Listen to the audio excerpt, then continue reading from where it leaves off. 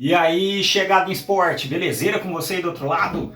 Hoje tem estreia de quadro novo no canal e é exatamente o quadro Quem Foi Melhor no Papel. Então, roda a vinheta.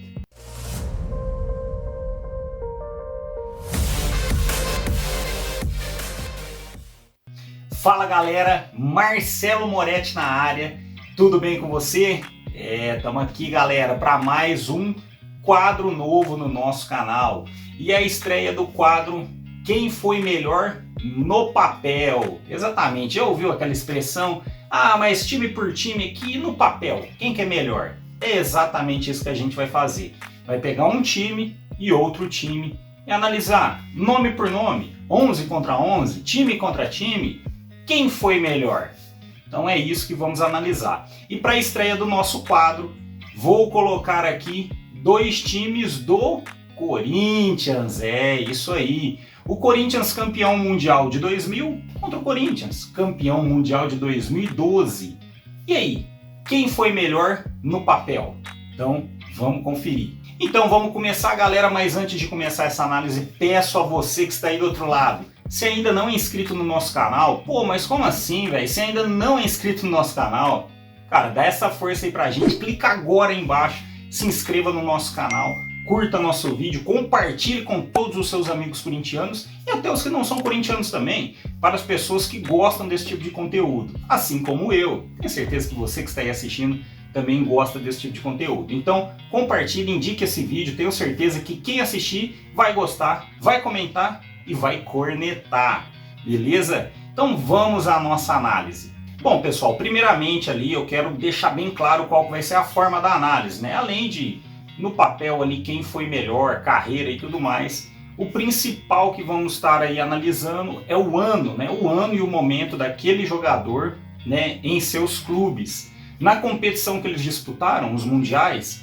qual foi importante para o clube, enfim, ou para a torcida, quantidade de jogos, título, enfim, várias coisas serão relevantes, mas o que mais vai contar aqui é a fase do jogador naquele ano em questão, e se ele ajudou, e muito ou pouco, o seu time aí na conquista do título. Então vamos lá, primeira posição a analisar é no gol.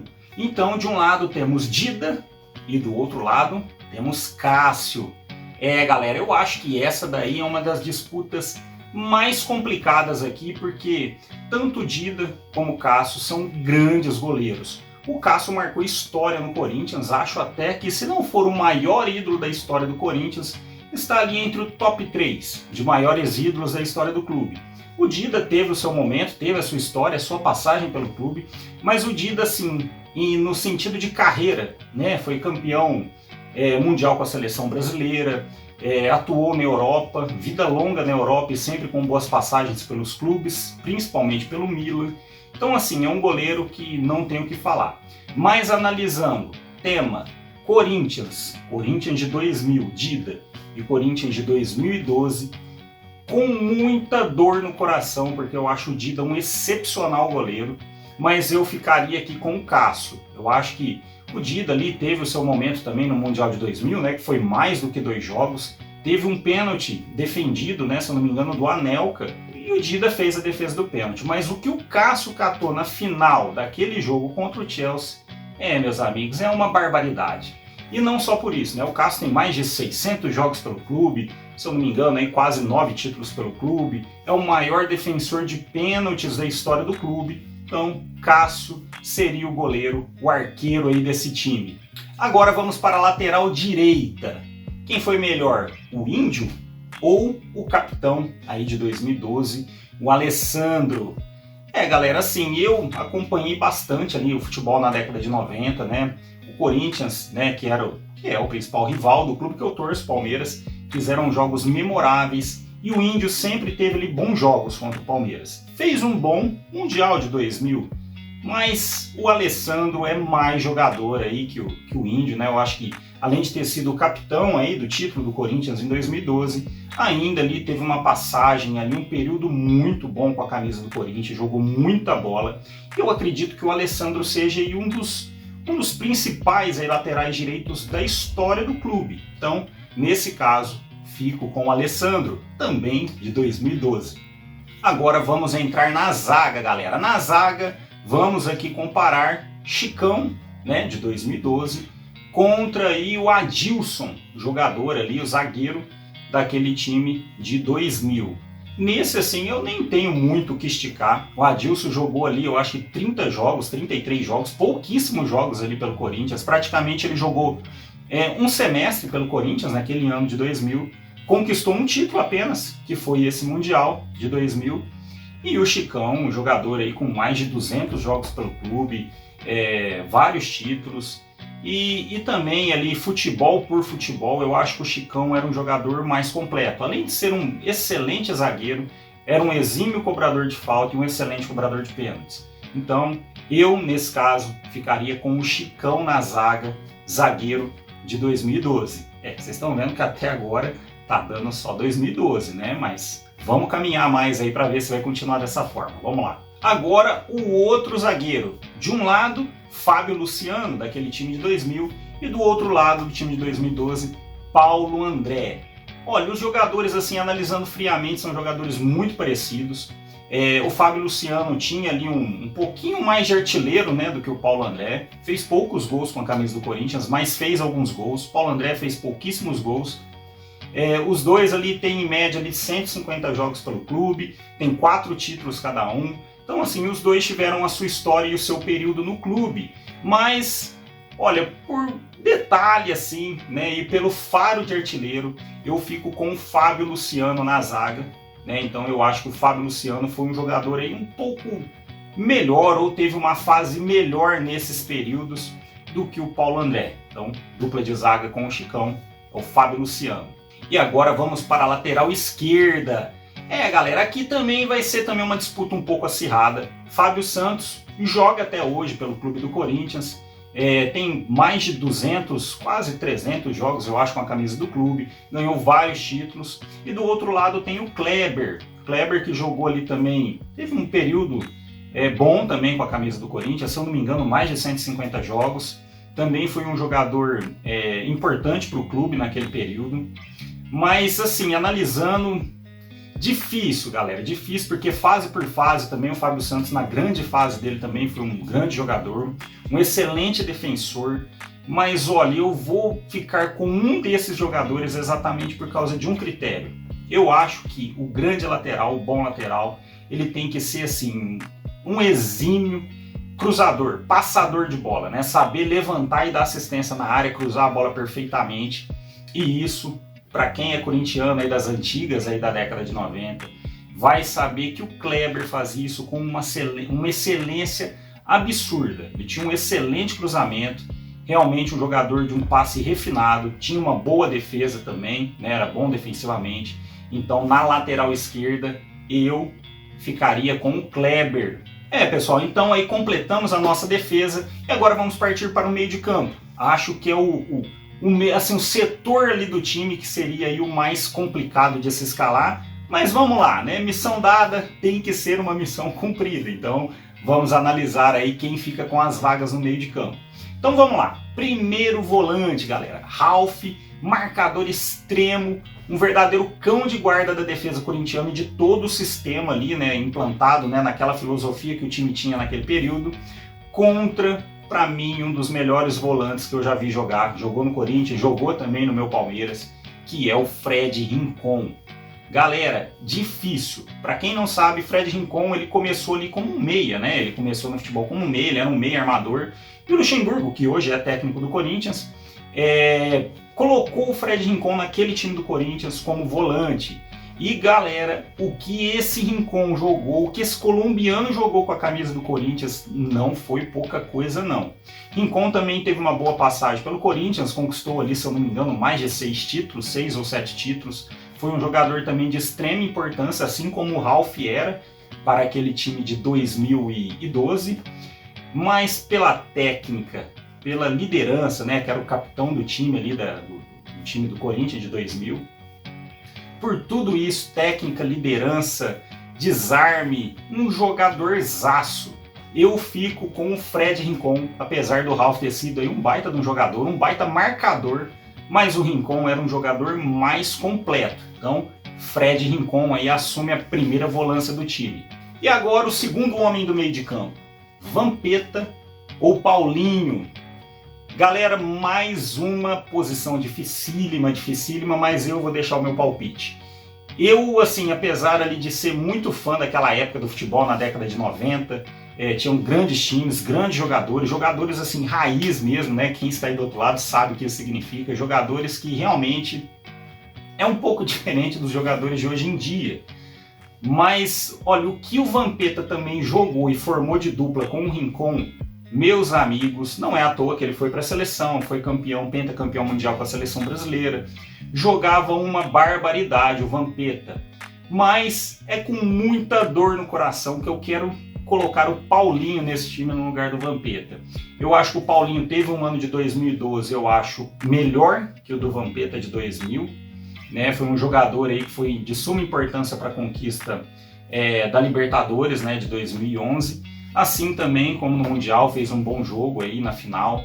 É um jogador realmente extraordinário, polivalente, marca, sai bem pro ataque, arremata bem de fora da área, assim como o Vampeta também fazia, marcava bem, era bom cabeceador, tinha bons arremates, mas assim, por um pequeno detalhe, pequeno, viu galera? Pequeno detalhezinho, eu fico com o Paulinho formando a dupla de zaga aí com Fred Rincon, mas é com dor no coração que eu digo isso, viu? Vampeta jogou muita, mas muita bola. Quem é corintiano e acompanhou o time na década de 90 sabe muito bem disso. Mas fico com o Paulinho. Bom, e agora aqui também vai ser assim, né, uma que eu nem vou precisar me alongar demais, né? Na verdade, o Jorge Henrique, né, no Mundial aí de 2012, ele jogou ali um sistema tático diferente no jogo decisivo da final. Ele atuou como meio de campo, ajudando na marcação e ajudando saindo para o ataque. Mas ele não era, né, um meio-campista, não era nem um jogador de ofício, acredito eu, né, não era o titular ali. Mas enfim, né, o time da final, Jorge Henrique estava lá. E ele compôs o meio de campo do Corinthians. E na posição dele tinha nada mais, nada menos do que ele, Marcelinho Carioca. Para mim, acho aí que está, como eu disse também, né, no caso do Cássio, se não for o maior ídolo da história do clube, está ali no top 5, no top 3 ali de ídolos da história do clube. Um cara que jogou inúmeros jogos pelo Corinthians, venceu aí, eu acho que mais de 10 títulos com a camisa do Corinthians, e fez também um ano ali de 2000, um Mundial também, exemplar. Jogadorzaço Marcelinho Carioca, para muitos na época ali um dos jogadores mais odiados do futebol brasileiro. Mas o que ele jogava é inquestionável. Batia na bola como poucos, cruzava como poucos, batia falta como poucos. Era um excelente meio de campo, um extraordinário meio de campo. Ele, Marcelinho Carioca. Não deu para você, Jorge Henrique, infelizmente. Marcelinho Carioca abraça então a primeira posição desse meio de campo ofensivo. E agora aqui vamos ficar com uma disputa duríssima, hein, galera? Ricardinho, para você que é mais novo, que vê o Ricardinho comentando ali na TV, na Sport TV, meus amigos, se você não viu que o Ricardinho jogou tanto com a camisa do Corinthians, quanto São Paulo, com a do Santos, mas principalmente no do Corinthians, jogou muita bola o Ricardinho, era muito técnico, era um jogador assim, completo, né? Era um excelente meio de campo, batia falta, batia pênalti se precisasse, bem que o Marcelinho era o batedor oficial, cruzava muito bem, excelente passe, né? Sabia ali dar aquelas enfiadas de bola, como você vê o Juganso fazendo isso muito bem pelo Fluminense. Era um jogador que fazia gols decisivos, jogava muito bem em jogos grandes, era um baita de um jogador. Contra outro grande jogador ali que atuou em 2012, que foi o Danilo, que também aí hoje eu acho que é um dos jogadores aí com mais títulos com a camisa do Corinthians, e também teve ali uma passagem extraordinária também com a camisa do Corinthians, jogador também muito decisivo. E galera, olha, eu acho que essa também, assim como o Dida e o Cássio, também foi uma assim das mais difíceis aí para opinar. E com muita dor no coração também, eu vou deixar o Ricardinho de fora, galera.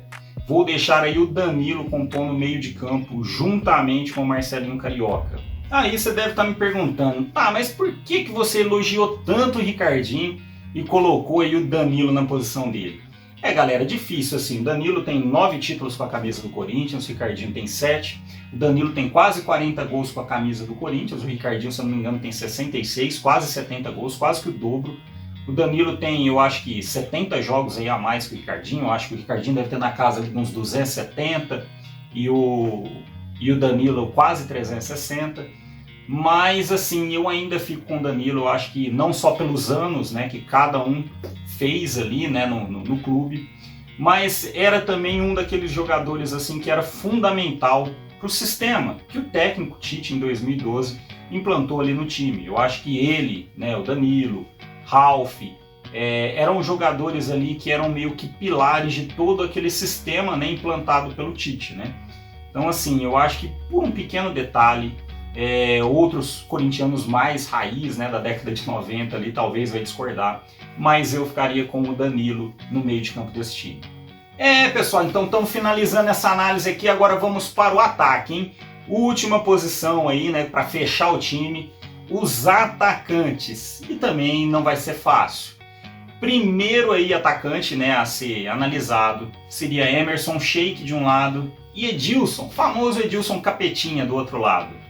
E galera, por mais que torcedores atual aí, os jogadores, né, os torcedores mais jovens aí do Corinthians curtem demais o Emerson Sheik, gostam dele, o que ele fez, praticamente deu uma Libertadores para o Corinthians, né, que fez com que o time chegasse até o Mundial.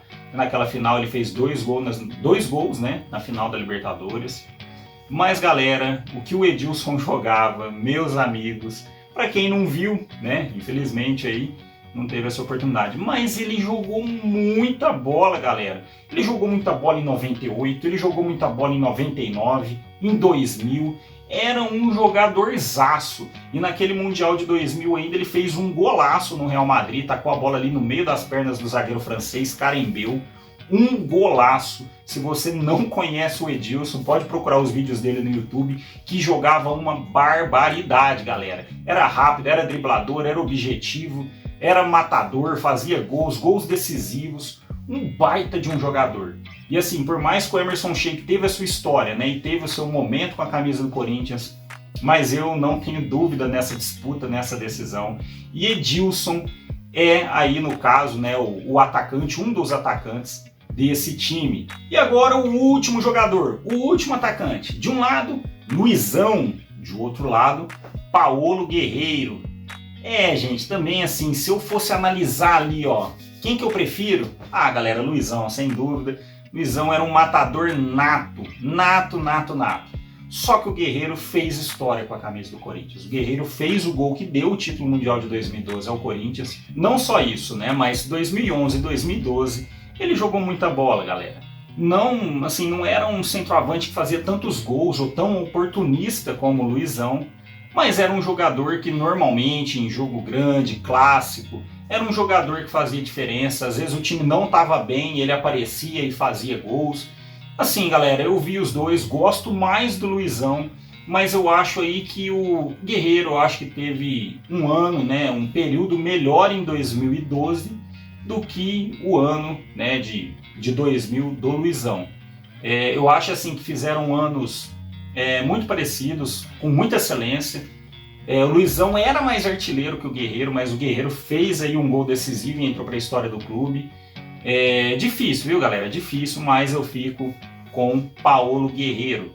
Galera, e agora, última posição a se definir, e dessa vez fora das quatro linhas. De um lado, Oswaldo Oliveira, e de outro lado, Tite. Bom, galera, e nesse ponto eu acho que não tem muito aí o que analisar ou o que discutir. O Tite, para muitos, é um dos maiores aí, ou maior, ou um dos maiores treinadores da história do clube. Nesse caso, fico com o Tite, e não só por isso, mas fico também com o Tite porque é um treinador que conseguiu implantar uma filosofia de trabalho, um time obediente taticamente, muito preciso defensivamente e mortal no ataque. Era time ali que não fazia muitos gols, às vezes ganhava de 0,5 a 1 a 0, 2 a 0, mas era um time que sabia se defender, era chato de fazer gol, e quando a defesa adversária bobeava, o Corinthians guardava, né? Era um time mortal, sabia muito bem se defender e contra-atacar. Então assim, devido a tudo isso, o Tite, sem dúvida, seria o treinador escolhido. Bom, galera, então agora vamos ver aí como ficou, né, o nosso time aí do Corinthians no papel. Vamos ver como é que ficou esse time. Galera, então no gol, Cássio de 2012, lateral direita, Alexandro de 2012, na lateral esquerda, Kleber de 2000. Na defesa, zagueiros, Chicão 2012, Fábio Luciano 2000. No meio de campo, a dupla de volantes, Fred Rincon de 2000, Paulinho de 2012. No meio de campo ofensivo, Marcelinho Carioca de 2000 e Danilo de 2012. E no ataque, Edilson de 2000 e Guerreiro de 2012. E no banco de reservas, quem dirigiria esse time seria ele, Tite, também de 2012.